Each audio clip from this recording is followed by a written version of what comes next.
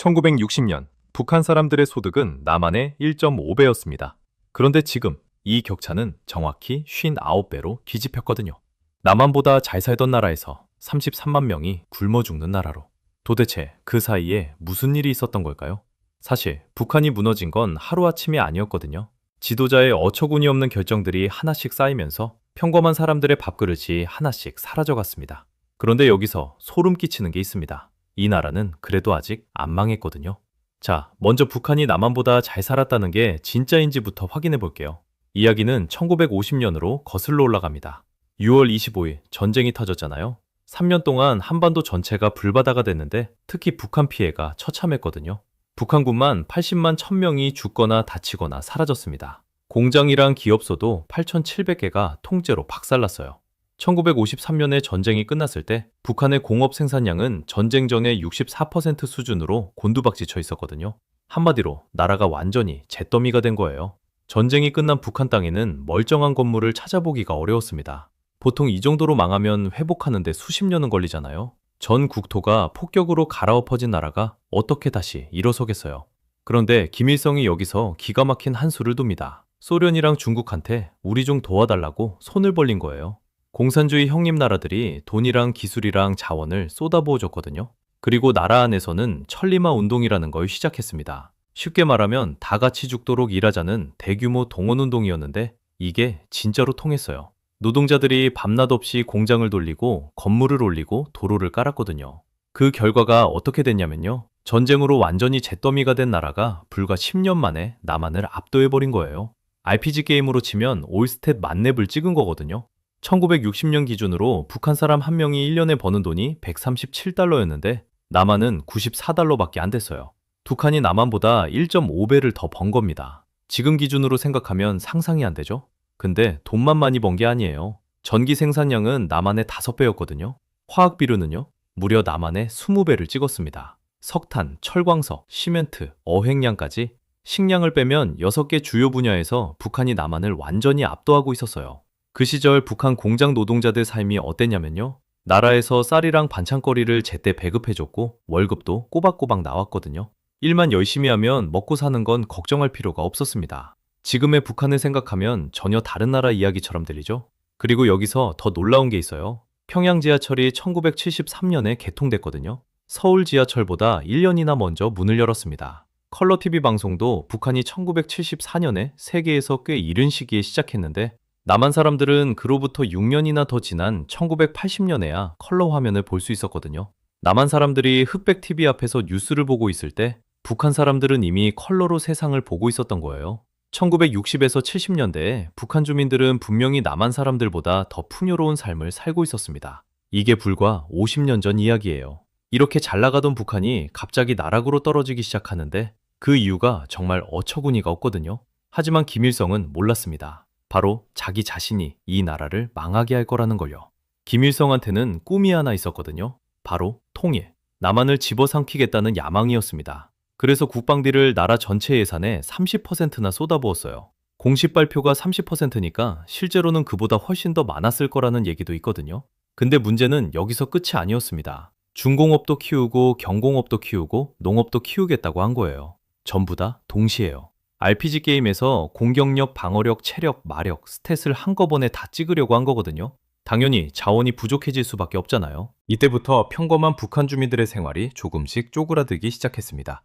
돈이 모자라기 시작하니까 김일성이 또 한 가지 도박을 합니다. 유럽한테 돈을 빌리기 시작한 거예요. 서방 나라들한테 빌린 돈이 22억 달러까지 불어났거든요. 이 돈으로 공장을 짓고 기계를 사들이고 물건을 잔뜩 만들었는데 치명적인 문제가 하나 있었어요. 만든 걸 팔 데가 없었습니다. 수출이 안 됐거든요. 물건은 창고에 쌓여가는데 돈은 안 들어오는 최악의 상황이 된 거예요. 설상가상으로 석유 파동까지 터졌습니다. 전 세계 기름값이 하늘을 뚫으니까 무역 대금을 아예 낼 수가 없게 됐어요. 이때 김일성이 한 결정이 정말 기가 막힌데 뭘 생각하셨든 그 이상으로 경악스러워요. 그냥 빌린 돈 안 갚겠다고 선언해버린 겁니다. 배째라 한 거예요.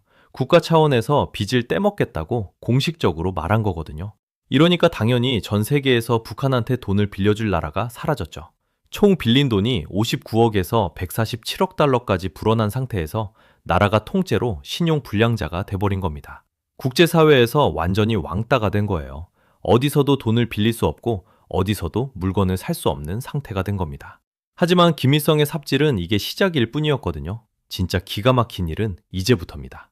1984년에 남한에 큰 홍수가 났어요. 서울이랑 경기도 일대가 물에 잠겼는데 사망자가 189명이나 나왔고 수재민이 23만 명이나 생겼거든요. 김일성이 이걸 보고 기회다 싶었나 봐요. 우리가 도와주겠다면서 쌀 7,800톤이랑 시멘트 10만 톤을 보냈습니다. 자기네 나라 경제도 휘청거리고 있는데 말이에요. 이게 왜 삽질이냐면요. 원래 남한이 거절할 거라고 계산한 거였거든요. 우리는 이렇게 넉넉한데 남한은 도움을 거부하는 못된 놈들이라고 선전하려 했던 건데 남한이 그냥 고맙습니다 하고 받아버린 거예요. 잊지도 않은 여유를 부렸다가 진짜로 곶감만 날린 거죠. 이건 그냥 자충수였습니다. 그 다음 삽질은 더 스케일이 큽니다.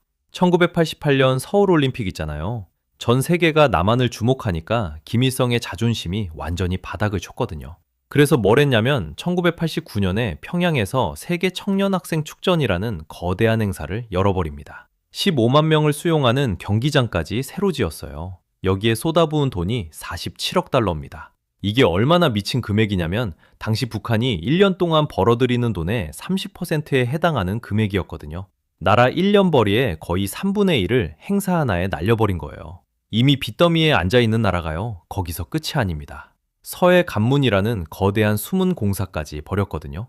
대동강 하구를 통째로 막아버리는 어마어마한 규모의 토목공사였는데 여기에 들어간 돈이 40억에서 60억 달러나 됐습니다. 근데 결과가 어땠냐면 오히려 대동강의 물 흐름이 바뀌면서 숭어 같은 물고기가 사라지고 강이 얼어붙는 부작용만 생겼어요. 강에서 물고기 잡아 끼니를 때우던 주민들한테는 또 하나의 재앙이었죠. 들인 돈에 비해 얻은 건 거의 없었습니다. 이 모든 게 벌어지는 동안 평범한 북한 주민들의 삶은 어땠을까요? 먹을 것은 점점 부족해지고 생필품은 구하기 어려워지는데 지도자는 체면치레랑 자존심에 나라 곳간을 통째로 탕진하고 있었던 거예요. 주민들 밥그릇에서 퍼낸 돈으로 거대한 행사를 열고 쓸모없는 공사를 벌인 거거든요. 이렇게 외화 보유고가 바닥난 상태에서 최악의 타이밍에 최악의 사건이 터져버립니다. 1991년 소련이 해체된 거예요. 이게 왜 치명적이었냐면 북한한테 소련은 그냥 우방이 아니었거든요. 싼 가격에 석유를 넣어주고 공장을 돌릴 원자재를 공급해주던 생명줄 그 자체였어요. 공산국가끼리 서로 물건을 주고받던 유통망이 통째로 사라진 겁니다. 비유를 하자면 산소호흡기가 갑자기 뽑힌 것과 같았어요. 이미 빚더미에 앉아있던 북한이 숨쉴 구멍마저 잃어버린 거죠. 그 뒤로 벌어진 일은 끔찍했습니다. 북한 경제는 1990년부터 98년까지 무려 9년 동안 매년 평균 마이너스 4.2%씩 추락했어요. 나라 전체의 생산력이 반토막도 안 되게 쪼그라든 겁니다. 공장은 멈췄고 전기는 끊겼고 정부가 배급해주던 식량도 끊겨버렸어요. 그런데 여기서 끝이 아니었거든요. 1995년부터 97년까지 홍수와 가뭄이 번갈아가며 북한을 덮쳤습니다. 이미 쓰러져가는 환자한테 또 다른 병이 겹친 거예요. 이때부터 진짜 지옥이 열렸습니다. 배급이 완전히 끊기면서 사람들이 굶기 시작했어요. 북한 당국은 이 시기를 고난의 행군이라고 불렀는데 그 결과가 어땠냐면 통계청 추산으로 33만여 명이 굶어 죽었습니다. 다른 추정치로는 50만에서 300만 명까지 나와요. 이 숫자가 너무 커서 와닿지 않을 수 있는데 이걸 좀 더 가까이에서 보면 이런 거예요. 이 시기를 겪은 북한 청년 남성들의 평균 키가 남한 청년보다 9cm나 작습니다. 자라야 할 시기에 먹지를 못해서 몸이 자라지 못한 거예요. 그 9cm 안에 한 사람 한 사람의 굶주림이 전부 담겨 있는 겁니다. 사람들은 더 이상 정부만 바라보고 있을 수 없었어요. 장마당이라 불리는 시장에서 직접 물건을 팔고 사면서 살 길을 찾기 시작했습니다. 풀죽이나 옥수수 껍질이라도 구해서 끼니를 때워야 했으니까요. 원래 장사는 불법이었는데 정부가 밥을 안 주니까 눈 감아줄 수밖에 없었던 거죠. 그리고 바로 이 혼란의 한복판에서 1994년 김일성이 심근경색으로 세상을 떠납니다. 향년 82세였어요. 아들 김정일이 권력을 이어받았는데 아버지가 남겨준 건 폐허나 다름없는 나라였습니다. 모든 것이 북한의 몰락을 가리키고 있었고 이대로면 체제가 붕괴되는 건 시간 문제처럼 보였죠. 그런데 여기서 소름 끼치는 게 있습니다. 우리 모두 알고 있잖아요. 북한은 아직도 우리 북쪽에 살아있다는 걸요. 보통 나라가 이 정도로 망하면 혁명이 일어나거든요. 소련도 무너졌고 동독도 무너졌잖아요. 동독은 1인당 소득이 남한의 2배가 넘었는데도 체제가 무너졌어요. 근데 북한은 경제가 반토막이 나고 33만 명이 굶어 죽었는데도 끄떡없었습니다. 도대체 어떻게 그게 가능했던 걸까요? 첫 번째 비결은 책임 전가예요. 김일성은 경제가 망한 게 누가 봐도 자기 잘못인데 그 책임을 전부 밑에 있는 간부들한테 돌렸거든요. 수령님이 시킨 건 맞는데 간부들이 잘못 집행한 것이라고요. 그러면 백성들 입장에서는 수령님은 완벽한 분인데 밑에 있는 놈들이 문제라고 믿게 되는 거예요. 분노의 화살이 김일성이 아니라 간부들한테 향하도록 방향을 틀어버린 겁니다. 두 번째는 공포입니다. 혹시라도 반기를 들 생각을 하는 사람이 있을까봐 정적을 무자비하게 숙청했어요. 특히 김정일 때는 훨씬 더 노골적이었거든요. 심화조 사건이라고 해서 한꺼번에 2만 5천 명을 숙청한 적이 있습니다. 10,000명은 사형을 시키고 나머지 15,000명은 수용소로 보내버렸어요. 그러고 나서 분대를 최우선으로 내세우는 통치 방식을 시작했습니다. 총과 칼 앞에서 누가 감히 목소리를 내겠어요. 세 번째가 진짜 소름 끼치는 건데 바로 정보 통제예요. 북한 사람들은 바깥 세상이 어떻게 돌아가는지를 모릅니다. 남한 사람들이 어떻게 사는지, 다른 나라 사람들이 뭘 먹고 뭘 입는지를 알 수가 없어요. 비교할 대상 자체가 없으니까 자기가 지금 얼마나 비참한 상황에 놓여 있는지를 깨닫기가 어려운 겁니다. 불만이 쌓이려면 적어도 다른 데는 이렇게 안 사는데 라는 걸 알아야 하잖아요. 그 인식 자체를 원천 차단해버린 거예요. 네 번째는 엘리트층을 묶어두는 방식이에요. 충성하면 좋은 집과 좋은 음식 같은 확실한 보상을 주고 배신하면 가족까지 수용소로 보내는 숙청이 기다리거든요. 이 사람들 입장에서 합리적으로 따져봐도 충성하는 게 나은 거예요. 김씨 정권이 무너지면 자기들 특권도 같이 사라지니까 운명 공동체인 셈이죠. 그리고 마지막으로 하나가 더 있어요. 탈북이라는 선택지가 존재한다는 겁니다. 보통은 살기 힘들면 사람들이 뭉쳐서 혁명을 일으키잖아요. 근데 북한에서는 정 못 살겠으면 개인적으로 국경을 넘어 탈북을 할 수 있어요. 혼자 도망칠 길이 있으니까 굳이 목숨 걸고 혁명을 조직할 이유가 없어지는 거죠. 개인의 탈출구가 집단의 저항을 막아버리는 구조인 겁니다. 이 시스템은 지금 이 순간에도 작동하고 있거든요. 자, 이게 진짜 반전입니다. 이렇게 살아남은 북한이 지금 어떤 상태인지, 그리고 왜 우리가 방심하면 안 되는지를 말씀드리겠습니다. 지금 남한과 북한의 격차가 어느 정도냐면 나라 전체가 1년에 버는 돈 기준으로 59배 차이가 납니다. 한 사람이 1년에 버는 돈으로 따지면 29.2배예요. 북한의 전체 무역액은 남한의 0.2%에 불과하고요. 숫자만 봐도 비교가 안 되는 수준이죠. 근데 이렇게 가난한 나라가 핵무기를 50발에서 최대 150발까지 갖고 있어요. 대륙간 탄도미사일까지 보유하고 있고요. 재래식 군사력으로는 안 되니까 핵과 미사일로 승부를 거는 겁니다. 거기다 러시아 우크라이나 전쟁에 11,000명을 파병까지 했어요. 그 대가로 현대전 전술과 무기 체계 데이터를 고스란히 습득하고 있습니다. 그러면 백성들은 어떻게 살고 있을까요?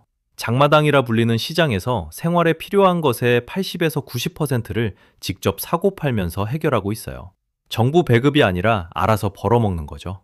근데 쌀값이 코로나 이전보다 3배에서 4배나 올라서 먹고 사는 게 점점 더 팍팍해지고 있습니다. 후계 구도도 빠르게 움직이고 있어요. 2026년 2월 국정원은 김주애가 후계 내정 단계로 격상됐다고 보고했습니다. 김여정은 사실상 2인자 역할을 하고 있고요. 김씨 일가의 4대 세습이 착착 준비되고 있는 겁니다. 이 나라는 망하기는커녕 핵으로 무장한 채 대를 이어가고 있어요. 한때 남한보다 잘 살던 나라가 지도자의 어처구니 없는 결정들로 무너졌습니다. 그리고 그 대가는 고스란히 평범한 사람들의 몫이었어요. 수십만 명이 굶어 죽었고 지금도 그 고통은 계속되고 있습니다. 이 이야기는 아직 끝나지 않았어요. 북한이라는 나라가 존재하는 한 이건 과거의 역사가 아니라 지금의 현실이거든요. 이 영상이 도움이 되셨다면 구독과 좋아요 부탁드립니다. 다음 영상에서도 역사 속 충격적인 이야기를 한입 크기로 들려드리겠습니다.